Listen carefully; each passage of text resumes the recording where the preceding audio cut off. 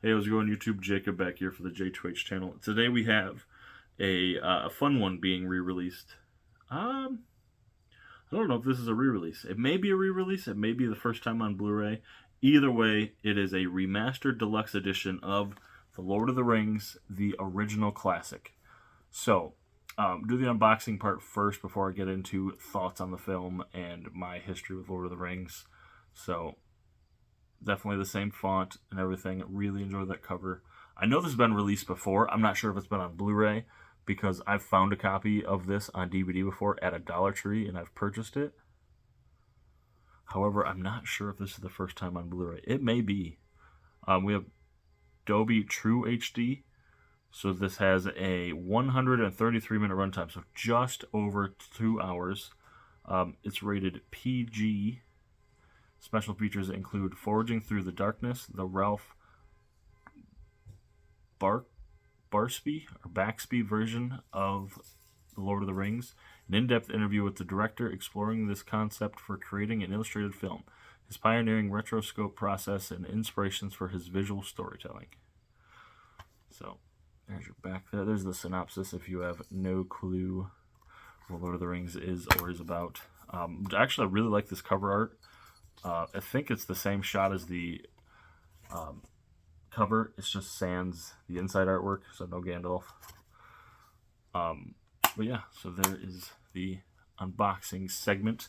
So I'm going to preface this by saying I have reviews on this channel for the two original trilogies and the War of the Rohirrim, if I remember correctly. And I've said in all of those that I've watched Lord of the Rings, I enjoy Lord of the Rings. However, I have yet to give it a full 100% has my attention watch through. I watched this way closer than I've ever watched those 6 original movies. I put them on during COVID, but I was working from home and I had a 6-month-old at the time. I watched them as when they first came out back, when DVDs were a thing, but I didn't quite grasp it. I like Lord of the Rings. I want to watch them. I want to give them dedicated time. I like the universe, but it's just not. It's not my cup of. It's not my. My knowledge for Lord of the Rings doesn't overfloweth. I liked War of the Rohirrim, which kind of is controversial if you're a Lord of the Rings fan. Apparently, I had never watched this. I've never read the books. I don't own the books. So, all of this being said, I watched this eagerly, and I was kind of pleasantly surprised with myself. I enjoy the film. The first thing I want to mention is this looks great. This is from 1978, and the transfer looks amazing.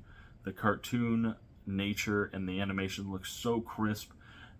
There was some animation I did not expect here with I think they're called the Black Riders, or the Black Riders of the Night. Again, not my forte. I will say that loudly. Not my forte. And some of the darker characters in this were animated so freaking cool. I really appreciated it. Both kids stopped what they were doing and was like, that almost looks animated like live action. I was like, it really does. It was really cool. So the quality of this is fantastic.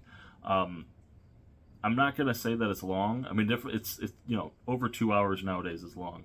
However, when you realize that the other films are 3 hours a piece, so 9 hours, they squeezed 9 hours and 3 books, I believe, into this one.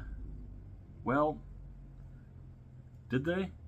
Again, I don't know. I'm pretty sure they squeezed all of that into this one movie, because if I remember correctly, the first book is not called The Lord of the Rings. I believe the first book is called The Fellowship of the Ring, which is the first movie.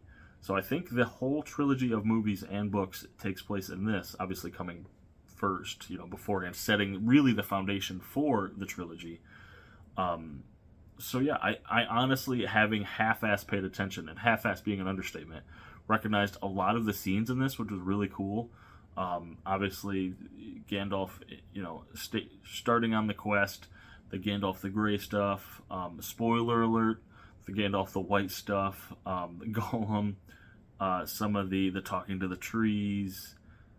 There's just so many scenes where I was like, oh, I think that's this scene. And I don't know, I really enjoyed the adaptation. I think this is definitely up for a rewatch after I give the Lord of the Rings the time of day and the Hobbit. I believe the only thing I haven't watched yet is there's an animated Hobbit film also. Maybe that's up for a re-release soon. I'm not sure. But yeah, I think I ended up giving this like 3 stars. Didn't love it. Well, okay. I didn't love it sounds harsh. I enjoyed this. I really did. It's going to stay in the collection.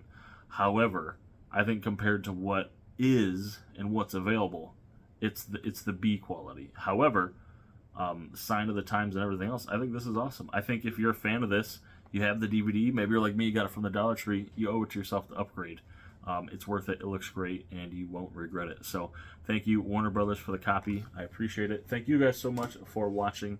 If you would like to check it out in high definition, in physical format, check out the links in the description. It's not an affiliate link. I don't get anything from it.